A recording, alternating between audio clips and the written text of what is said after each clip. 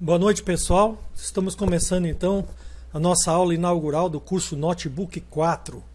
Boa noite a todos, sejam bem-vindos à sala de aula. Nós temos os nossos alunos do curso que já estão matriculados e também foi aberto para os colegas, né, os técnicos que estão interessados também em cursos de notebook e querem conhecer a Labelnet Cursos, né, a Label Cursos agora. Nós estamos mudando de Top Treinamentos para a Label Cursos, tá? É a Labelnet, tá certo? Se vocês quiserem entrar no nosso site, é www.labelnet.com.br. Bom, o nosso curso vai ser um pouco diferente daqueles cursos que a Labelnet faz, tá? Como o nosso curso Labelnet 1, o Notebook 1, desculpa, Notebook 2, né, o Notebook 3. O Notebook 2 e o Notebook 3, eles foram muito teóricos, né? Foi interpretação de esquemas, essa coisa toda, né? O Notebook 2, inclusive, foi um curso feito presencial, onde nós gravamos, e o Notebook 3 foi um curso já mais elaborado, tá? O Notebook 4 vai ser um curso bem mais elaborado que o Notebook 3. Ele vai englobar o Notebook 1, o Notebook 2, o Notebook 3 e novas tecnologias que já foram lançadas após isso, tá? Existem algumas placas aí que são bem diferentes, tá? Elas inclusive não tem mais a BIOS. A BIOS vem dentro da Multi-I/O, né, da Embedded Control, da EC, tá certo? Que hoje chama-se EC, né? Mas o pessoal conhece muito como Multi-I/O, CIO, né? Também, viu?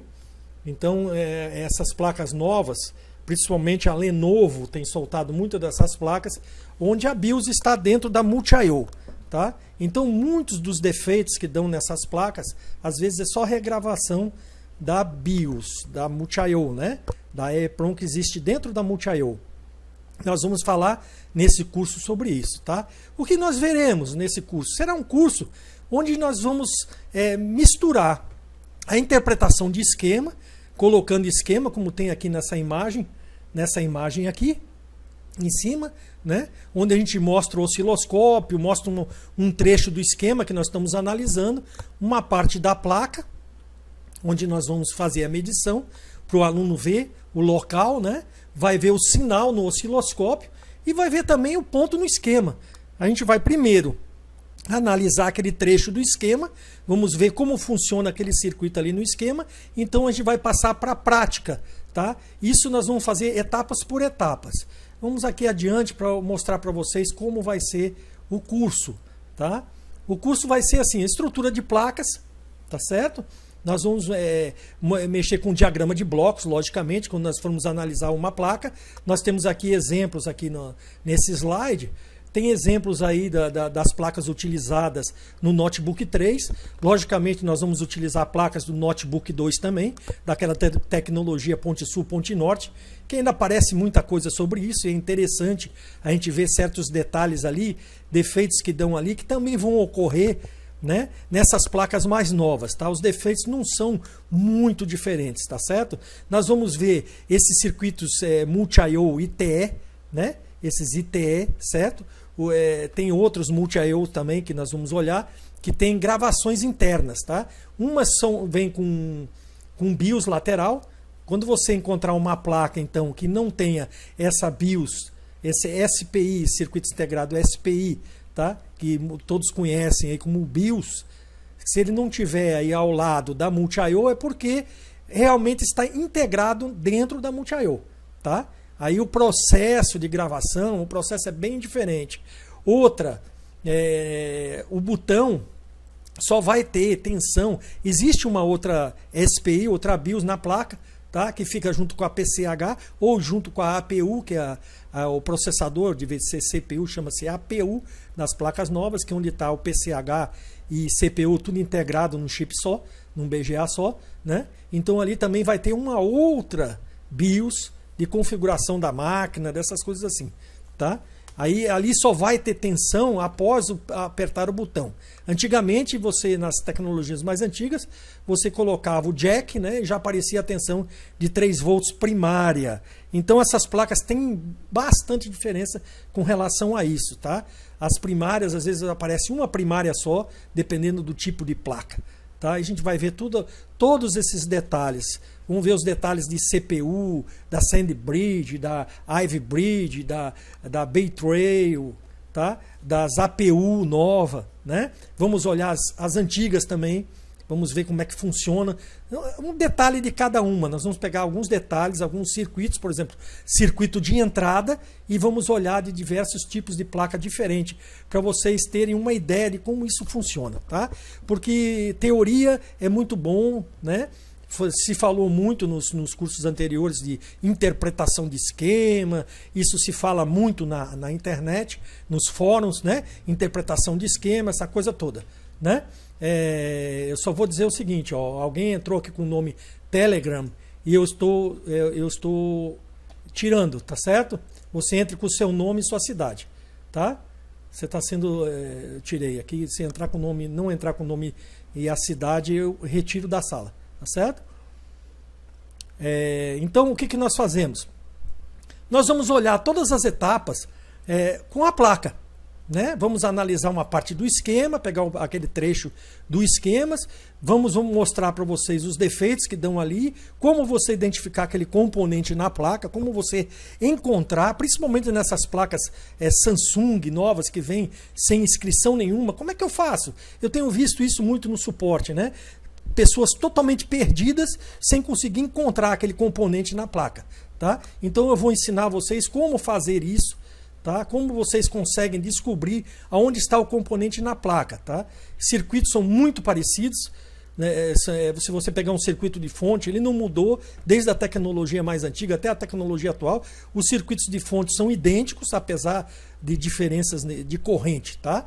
Mas os circuitos são idênticos, MOSFET de alta, MOSFET de baixa, bobina, capacitor, tudo isso é a mesma coisa, circuito PWM, né? E a gente vai ver esse detalhe por detalhe, tá certo?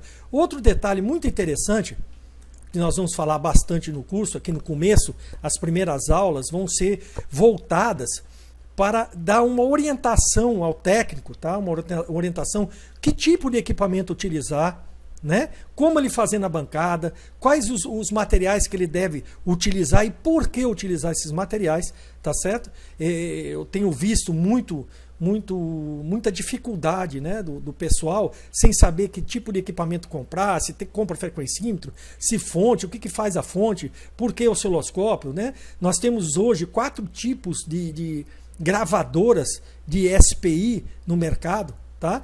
Temos um tipo, inclusive, para gravar via teclado, gravar multi-I/O, né? Nós vamos mostrar tudo isso para vocês, certo? Vamos mostrar quais são os equipamentos interessantes para você ter na bancada, tá? Pelo menos a configuração mínima desses equipamentos, que tipo de material você deve usar, que tipo de instrumentos você deve usar. Vamos falar também um pouco sobre o material, né? Fluxo, solda, essa coisa toda, porque há necessidade, né? Estações de solda, temperatura. Vamos falar sobre isso também no início do curso para dar uma orientação mais forte para o técnico, tá certo?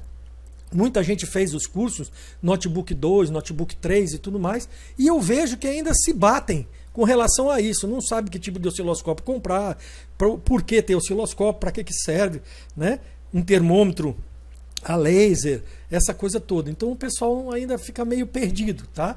Então nós vamos fazer uma aula de orientação com relação a isso, orientação para a pessoa que está montando a assistência técnica, está começando nessa área de notebook, tá? Que tem muitos técnicos aí conhecidos, muitos alunos que estão entrando aqui também no curso, que trabalham hoje com televisão, trabalham com áudio, né? Então querem trabalhar com placas de notebook. E para trabalhar com placas de notebook requer alguns instrumentos um pouco diferentes, tá? Vamos falar de máquinas de rebaling também, muito importante hoje. O técnico hoje tem que ter essas máquinas, né? Ou pelo menos uma técnica, aprender a técnica, né? De trabalhar, de fazer reflow, de fazer rebaling, tá certo? Não tem condições de se fazer, trabalhar com placas multilayer, placas de notebook, tá certo? Sem entender o que é o rebaling, o que é o reflow, como funciona o BGA, né? Isso é muito importante hoje, dá muito defeito também, e a necessidade. Então nós vamos ter aula mostrando os equipamentos de laboratório, que tipos de equipamentos você deve comprar, né? Para que serve cada equipamento desse? Nós vamos utilizar esses equipamentos todinho nas aulas práticas desse curso, tá? Vamos usar osciloscópio, frequencímetro, fonte, gravadoras, estações de solda, termômetro. Vou mostrar tudo como é que funciona, inclusive as máquinas de rebaling, tá certo? As máquinas, eu vou usar uma Scottley R590, tá certo? E nós vamos mostrar para vocês como utilizar, como criar uma rampa, essa coisa toda que é muito importante. O técnico hoje que conserta placa de notebook precisa saber. Tá? Ele precisa saber temperatura de lead free, temperatura de chumbo, quais fluxos usar para reflow, quais fluxos usar, né, fluxo de solda para usar para fazer um rebaling, é a necessidade disso. Tá? Mesmo os fluxos que você deve usar para trocar componentes SMD. Tá certo? Então eu vou dar aqui uma explanação um pouquinho de como é que vai funcionar esse curso. Olhe bem. Ó, será abordado o circuito de entrada, tá? Nós vamos pegar algumas placas, vamos pegar os circuitos de entrada de algumas placas, tá certo? E vamos analisar ela. Vamos primeiramente pegar a placa X, aí vamos olhar aquele trecho no esquema, fazer uma breve análise daquilo ali no esquema, como funciona, como vocês devem identificar o local, o componente na placa, como identificar o componente na placa, como identificar a pinagem desses componentes, tá certo? E vamos então analisar o circuito, ver quais são os defeitos que ocorrem nesse circuito, tá certo? Analisar como funciona esses transistores de proteção, que é muito importante. Tá? Às vezes você pega placas que tem os 19 volts no jack, mas simplesmente não passa adiante. Ele não vai adiante. Não é isso? Então você para ali naquele MOSFET, no caso esse MOSFET aqui, né? Ele vai parar nesse MOSFET, o PQ11 aí no caso, ou é 31, eu não me lembro, não está dando para ver direito aqui. Mas você vai pegar esse MOSFET aqui e você tem dois circuitos integrados, dois transistores digitais aqui que fazem a proteção desse circuito e mais ainda uma proteção de VIN, né? Qualquer um desses três aí pode bloquear esse MOSFET. Eu vejo no suporte muita gente perdida aí, tá? Professor, tem aí no source, tem 19 volts, mas não tem no dreno e no gate está com 19 também, e ficam perdidos sem saber como descobrir os defeitos e como funciona isso aí. Então, nós vamos mostrar no esquema como funciona o circuito e vamos para a prática. Vamos pegar a placa, certo? E vamos então trabalhar na placa, colocar o jack, 19 volts, medir as tensões, ver o que acontece quando você aterra uma base, por exemplo, num transistor digital disso aí, provocando então a proteção, o que acontece, quais são as tensões, como muda o circuito, isso com o osciloscópio também. Tá? Ver os sinais, da onde vêm os sinais, tá certo? Se ele vem da PCH, se vem da Embedded Control, da Multi-I/O, né? Ou se vem de algum outro circuito adjacente, porque às vezes a Multi-I/O, por exemplo, eu não vou falar Embedded Control aqui, vou falar Multi-I/O que vocês conhecem mais, tá? A Multi-I/O às vezes manda um sinal para um determinado circuito, vai entrar num circuito lá onde tem MOSFETs ou transistores digitais, e ali então vai sair um sinal que pode então bloquear a proteção, né, do VIN, a saída de VIN, tá certo? Então a gente vai analisar com diversas placas, tá? Vamos olhar várias placas, métodos diferentes que o fabricante faz com relação a essa proteção. A gente fazendo isso, vocês vão ter uma vivência maior no curso, para quando vocês pegarem alguma placa, então poder analisar, pegar aquele trechinho do esquema, analisar da maneira que a gente fez no curso, tá? Identificar o componente na placa, então começar a fazer a análise, o porquê está em proteção, ou quando está funcionando, saber as tensões que ali estão para fazer uma anotação, alguma coisa dessa natureza. Tá? Vamos olhar também, logicamente, os circuitos de fonte primária. Como funcionam as fontes primárias? Tá? Nas placas antigas, 3 e 5 volts eram primárias, né? Logicamente a 19, mas 3 e 5 sempre foram as primárias. Se vocês pegarem aquelas placas antigas, a 3 e 5 é normal isso. Mas nas placas mais novas, conforme vai vindo para cá, as placas mais novas, ela está mudando isso aí, tá certo? Às vezes você pensa na primária 3 e 5 e não é 3 e 5, às vezes é só 5 volts ou é só 3 volts, vai depender do engenheiro aí no caso. tá? Então eles vão estar lá 5 volts VA, tá? Aí o 3 volts só vai aparecer depois de apertar o botão, ou o 5 volts só vai aparecer após apertar o botão. Tem casos também que vai ter o 3 e 5 volts primário, mas o 3 e 5 volts que faz as secundárias funcionar, elas só vão aparecer após apertar o botão. Quem fez o notebook 3 sabe disso, viu? Nas placas da Sony que a gente olhou, eu mostrei isso para vocês. Então, atualmente, por exemplo, você encontra placas que só tem os 19 volts. A primária dele é os 19 volts. Tá? Então ele vai aguardar, ela vai ter um 3 volts lá que vai alimentar a multi-I/O. A hora que você aperta o botão de power, ela vai dar partida no resto das fontes tudinho. Então mudou um pouco. Tá? A gente vai ver isso aí no curso. Tem algumas diferenças bem acentuadas, tá? Que um técnico que está acostumado a consertar as placas mais antigas, ele fica meio perdido, né? Fica procurando as primárias na placa e essas primárias, às vezes, você não vai encontrar elas, tá?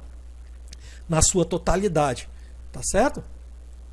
Outra coisa que nós vamos olhar aqui também, deixa eu passar aqui o slide. Pessoal, se trancar o slide aí, vocês me avisam aí via WhatsApp, porque por aqui está fechado, tá certo? Olha, o circuito de fontes secundárias, também nós vamos mostrar para vocês da mesma maneira, tá certo? O que vai acontecer aqui?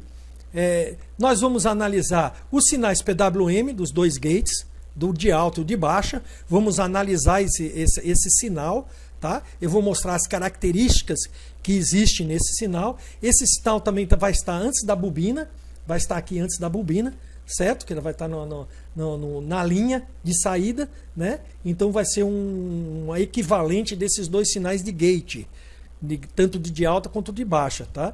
Existe esse sinal, tem certas características que eu vou ensinar para vocês, tá? Como vocês analisarem esse sinal e ver se ele realmente está correto, tá? Se não está havendo nenhuma atenuação, alguma coisa dessa natureza, tá?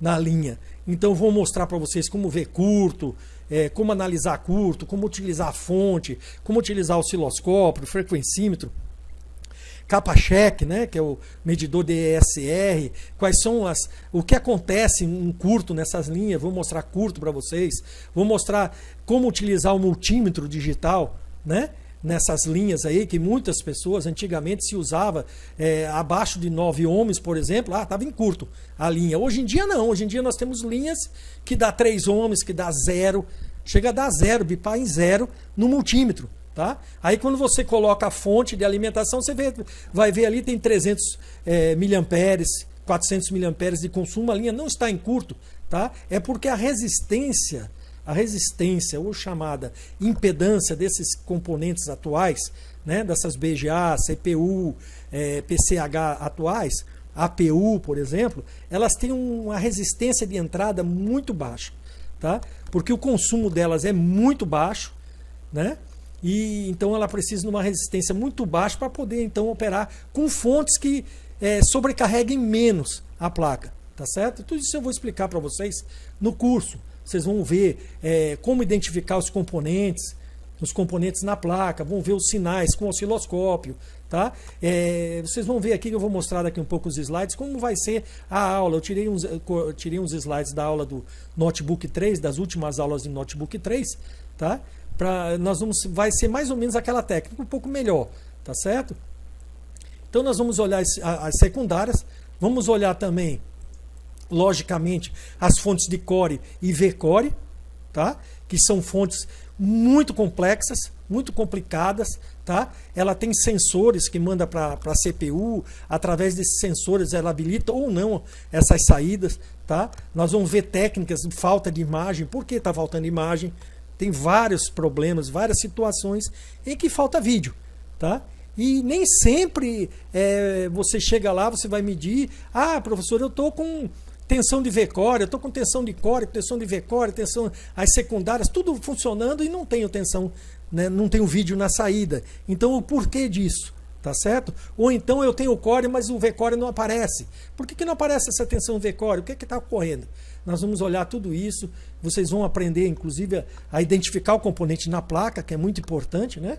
A identificação do componente. Tem várias placas hoje em dia que não estão vindo mais com a serigrafia, tá certo? E a necessidade de você identificar os circuitos, tá certo? Como vou identificar o circuito de core e de vCore?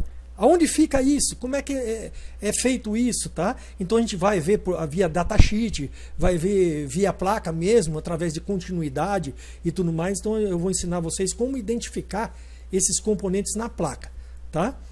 As placas que têm serigrafia, logicamente, são muito fáceis, tá certo? Mas vamos dizer, vocês têm um esquema que não é compatível com aquela placa, acontece muito isso de mudança de versões no esquema, tá? Então existem algumas diferenças, alguns circuitos foram alterados na placa, mas nada que não possa você se basear por um esquema de uma versão anterior.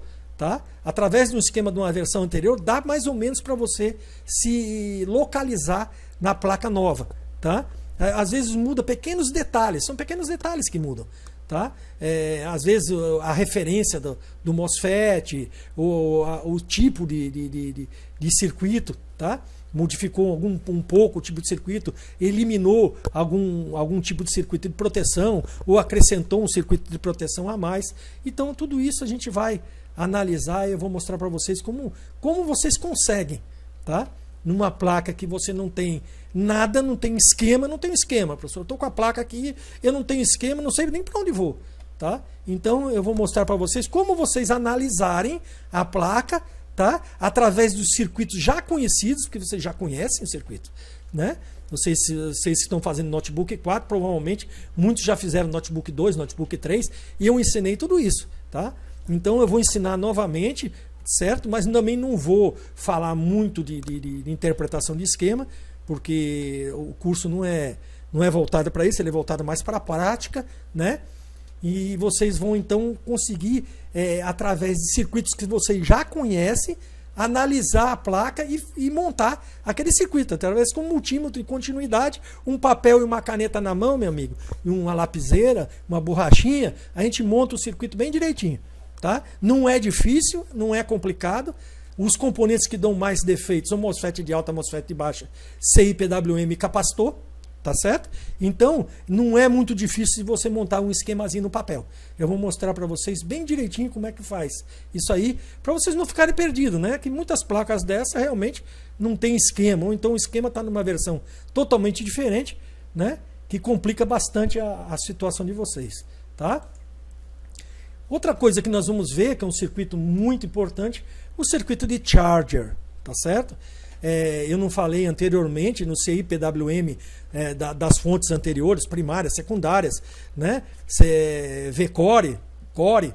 Nós vamos também falar dos sinais de habilitação, os sinais que fazem a regulagem do CI para regular o sinal PWM, a amplitude dele, a frequência dele, né, para ele ajustar a fonte na saída, tá? A gente vai olhar aí os sinais desses circuitos integrados também, assim como vamos olhar um circuito muito importante que é o circuito de charger, tá? A maioria das placas, as primárias, elas vão ser acionadas através do charger, desse circuito de charger, tá?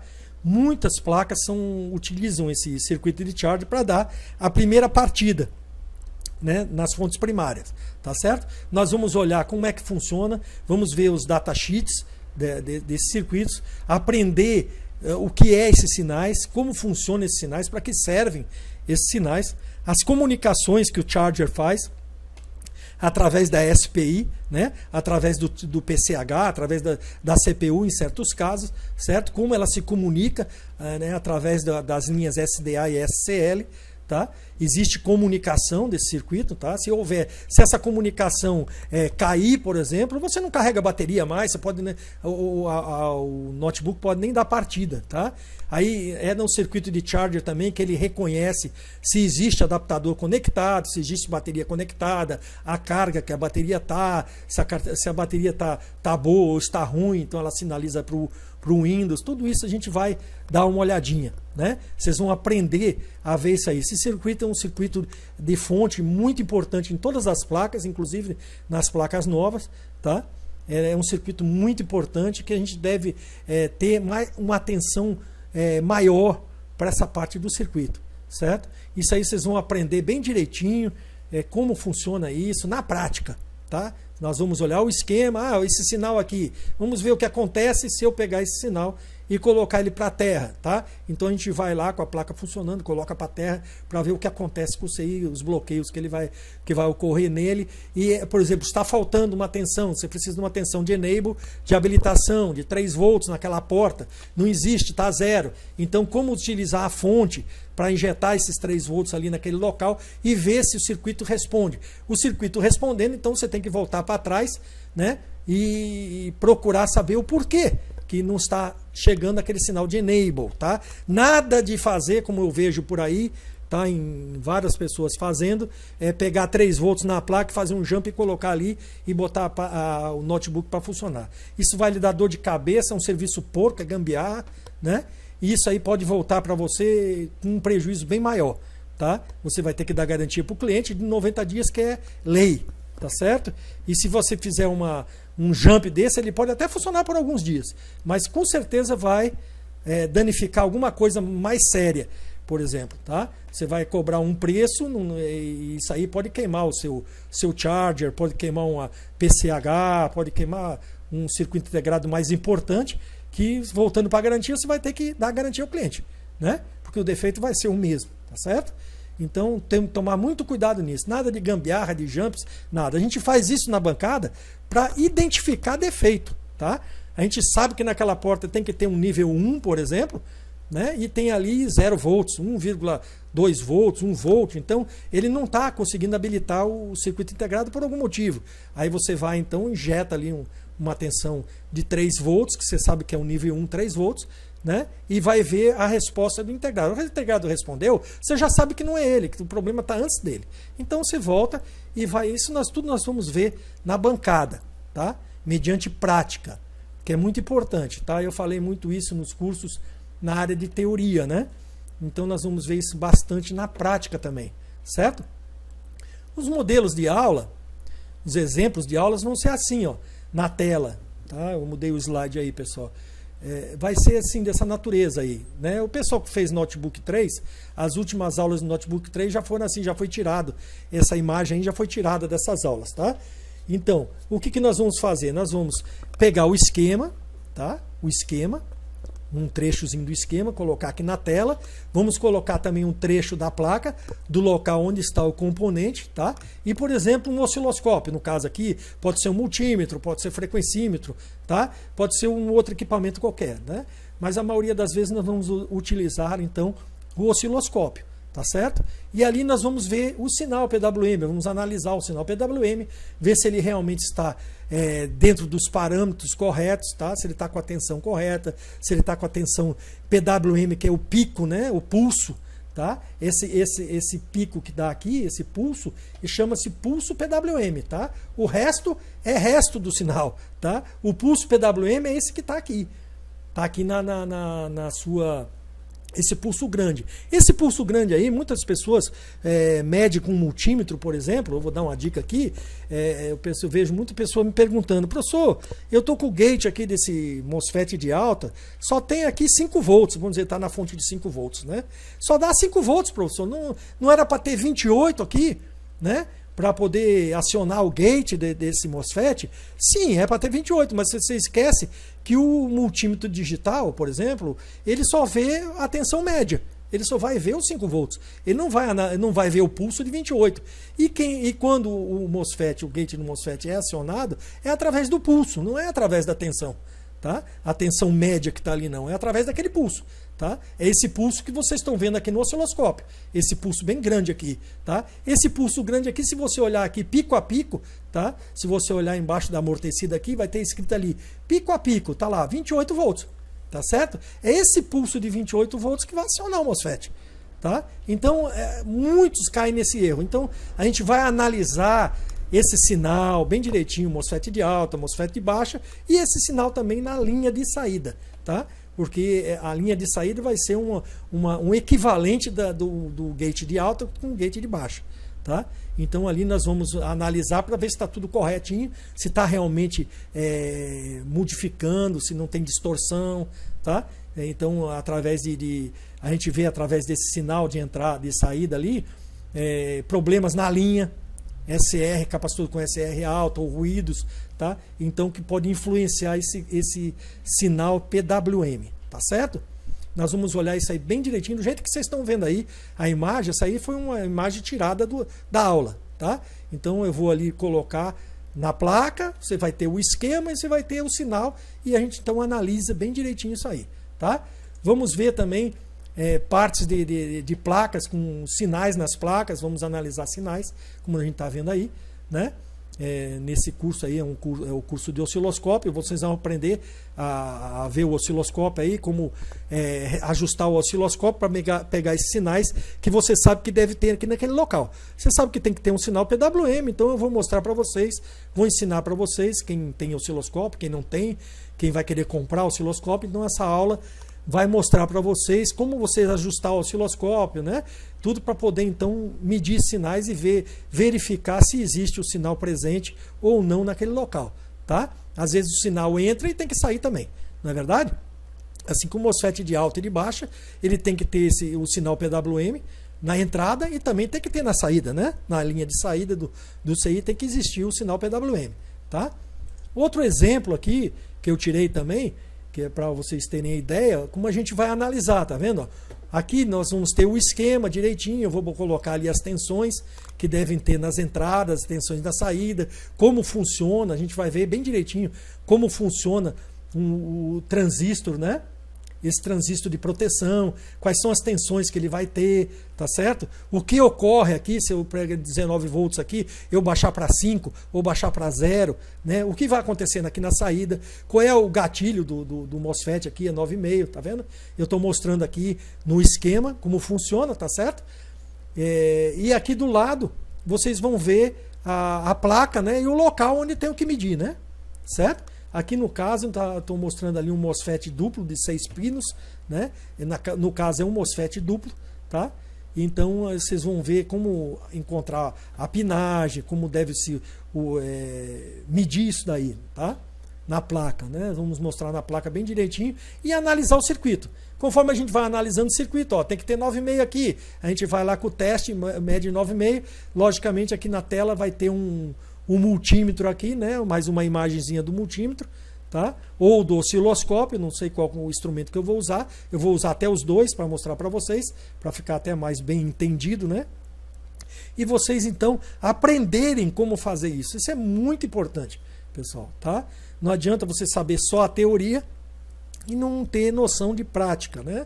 Então muitos têm noção bastante de prática e precisaram bastante da teoria, mas, pessoal, a eletrônica é uma só, mas TV é uma coisa, notebook é outra, tá? Em tablet você vai encontrar outras diferenças, em celulares você vai encontrar outras diferenças, não que seja muito diferente, tá? Os gates, os MOSFETs trabalham do mesmo jeito, os CIs PWM trabalham do mesmo jeito, aí você lá vai ter que ter o esquema, então o datasheet daquele componente, para ver como ele trabalha. E nesse curso, você aprendendo como o CI trabalha, como funciona esses componentes, qualquer placa que você pegar, um MOSFET tipo P ou MOSFET tipo N, como é que ele funciona, você já viu na prática em outras placas, você vai conseguir fazer, tá? Em outros equipamentos, em outras placas que você pegar, tá? Então a gente vai mostrar bem legal isso aqui para vocês não terem dúvida, tá? Não terem dúvida, que eu vejo isso aí demais, a dúvida muito grande no suporte, principalmente nesses circuitos de entrada. Circuitos de entrada dão defeitos cabeludos, tá? Defeitos cabeludos que, se o técnico realmente não conhecer, não souber, né, analisar aquele circuito ali, ele não vai adiante, tá? Esse negócio de ficar trocando componente na placa, eu digo logo para vocês, como eu sempre falo nos meus cursos, a última coisa que você vai fazer é botar ar quente ou o soldador na placa, tá? É a última coisa, porque essas placas são muito sensíveis, geralmente são 12 camadas, a placa dessa é 12 camadas, sensibilíssima por temperatura, tá? Se você errar aí, nessas temperaturas, meu amigo, você perde a placa, tá certo? Porque ela vai desconectar as lâminas. Então, ela desconectando uma lâmina dessa aí, adeus. Pode jogar a placa fora que não vai ter mais jeito, tá? Então, nós vamos ensinar essas técnicas também de soldagem e dessoldagem. Vamos ver aqui. Uso de fontes na bancada, tá? A gente vai falar bastante sobre isso, muito importante. A fonte assimétrica hoje para circuitos digitais, circuitos SMD e circuitos de PWM e tudo mais, é um instrumento extremamente importante. Nós vamos falar bastante, tá, do multímetro digital, da fonte assimétrica e do osciloscópio. Esses três instrumentos são importantíssimos na bancada do técnico, tá? Se você quer fazer um serviço controlado, um serviço de boa qualidade, um serviço rápido, tá? Entender o circuito, você vai realmente ter que ter esses equipamentos, tá?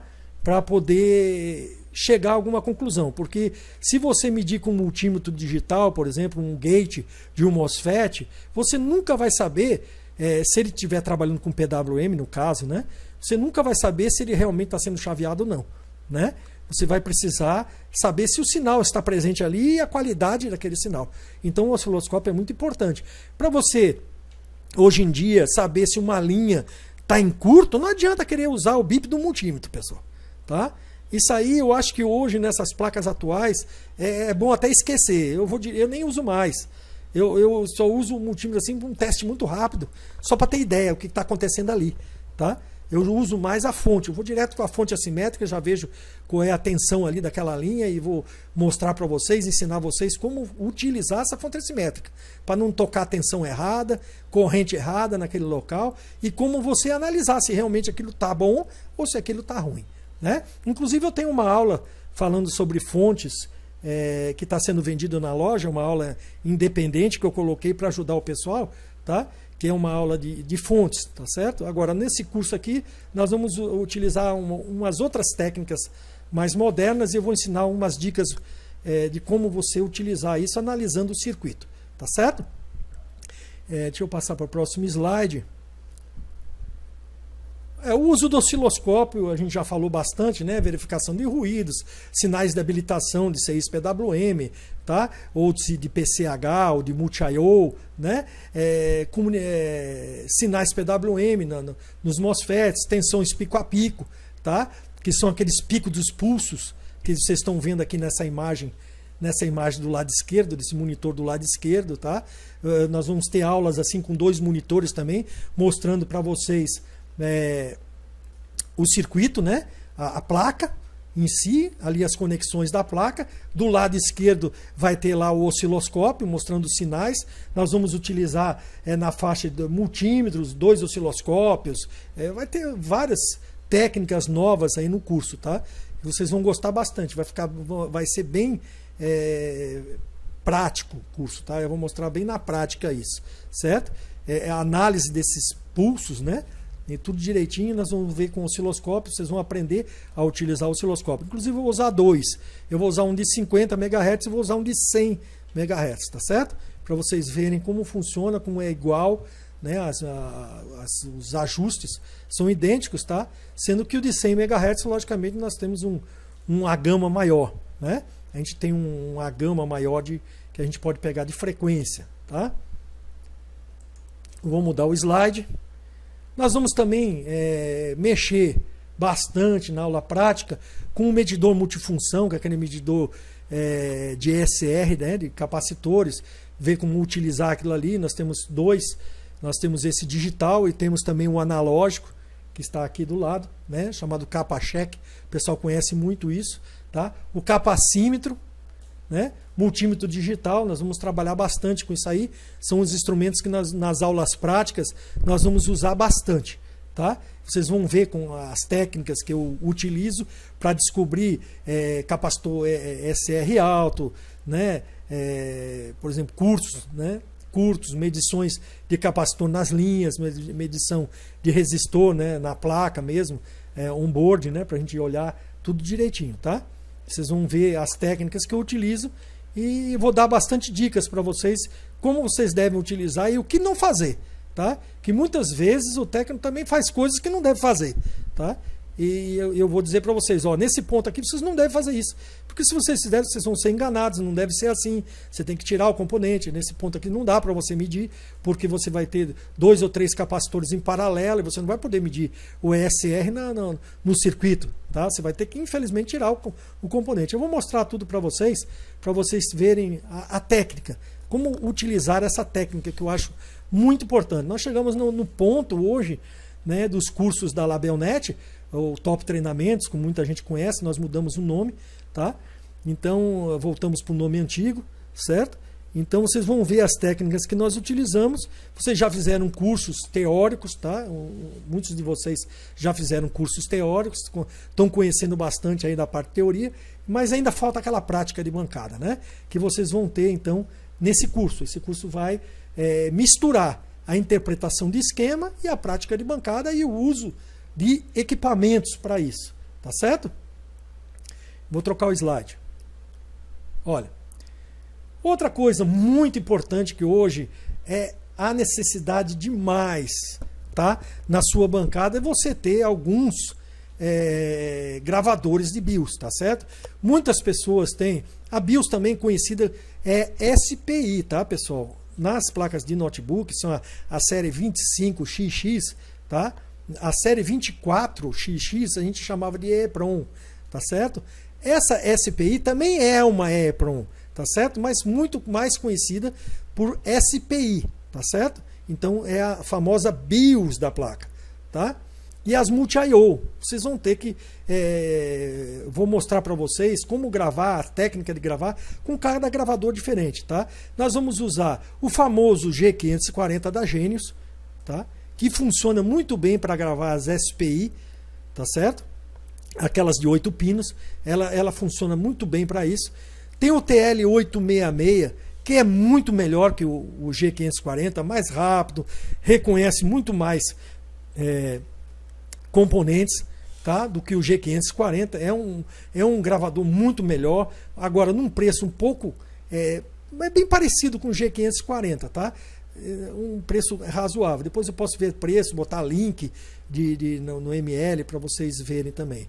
E temos o RT809, que é uma gravadora excelente, tá? Ela, além de gravar as SPI, ela também grava de televisão, tá? Ela tem as técnicas para gravar de televisão, você gravar as SPI de televisão, tá certo? Ela grava alguns multi-I/O, tá? Ela não grava as ITE, mas ela grava outros multi-I/O, tá certo? Então esse daí, a gente vai mostrar isso aí também, tá? E existe uma gravadora chamada SVOD, fabricada pela SVOD, tá? Que é essa aqui, essa azulzinha que vocês estão vendo, ela grava via teclado, ela lê e grava multi-I/O via teclado. Essa aqui é a mais moderna, tá? Que nós temos também, vamos ter aula sobre ela, mostrar para vocês como gravar, como utilizar essa gravadora, que é muito importante nessas placas atuais, tá certo? Muito dessas placas tem certos defeitos que dão nessas placas, que são características da multi-I/O, tá?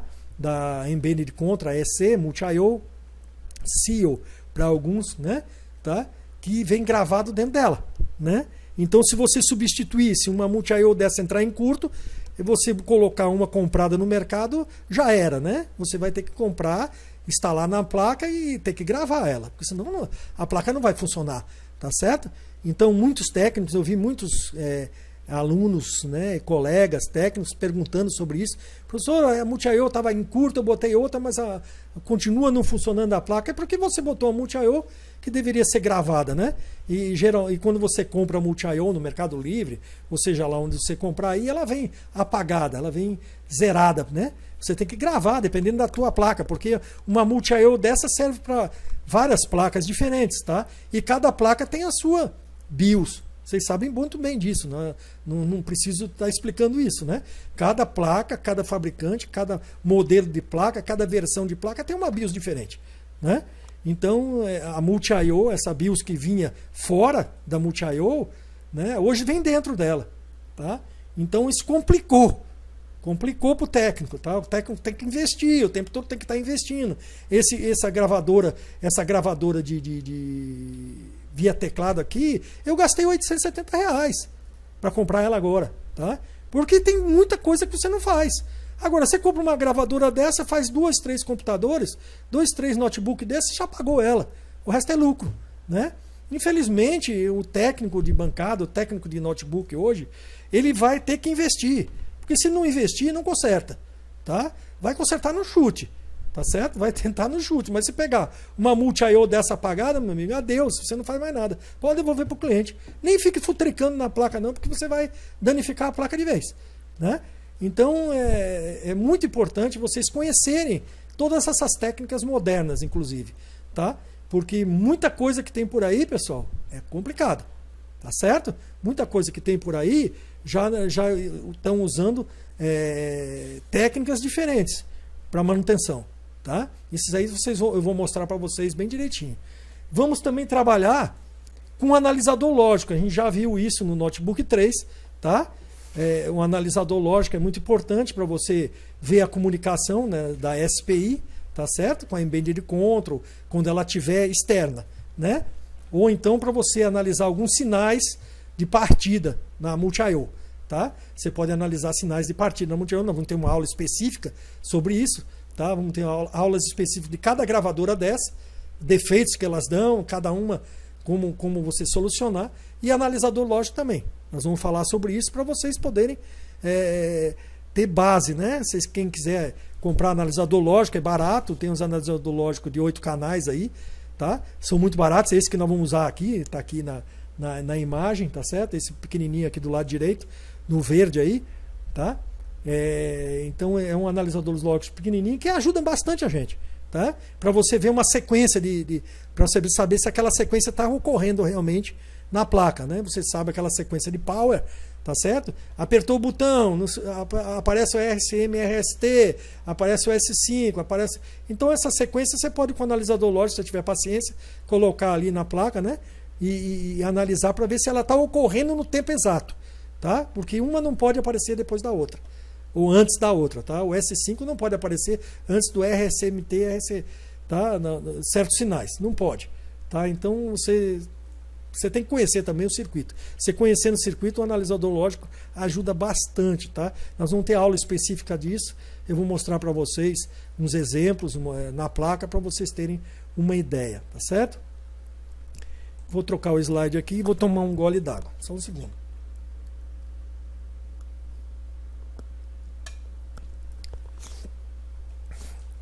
Bom, pessoal, vamos olhar também uma coisa muito importante, tá?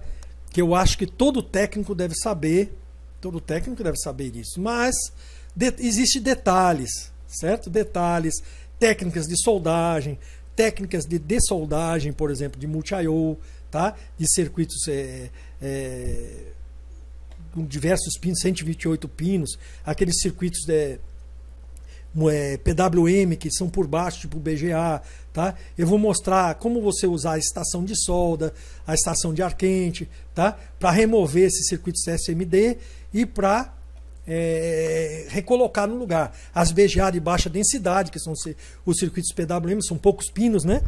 São poucos pinos, não leva esfera, tá? Mas são BGAs, por quê? Porque elas estão sendo soldadas por baixo dela, tá? A gente conhecia também como BGA de baixa densidade. E outros tipos de multi-I/O, também nós temos vários tipos de multi-I/O. Eu tenho vindo umas multi-I/Os que eu peguei nas placas atualmente, que elas também são desse baixa densidade, são BGA. Elas não têm mais esses pinos, tá? Então vocês vão encontrar por aí, pode ser que baixe na bancada de vocês, que eu não sei ainda, porque tem muita coisa em garantia com relação a isso, mas já multi-I/O sem essa pinagem que vocês estão vendo aqui na lateral, tá? Sem ser circuito SMD, tá? Vão ser circuitos diferentes, vai ser por baixo, então mais complicado.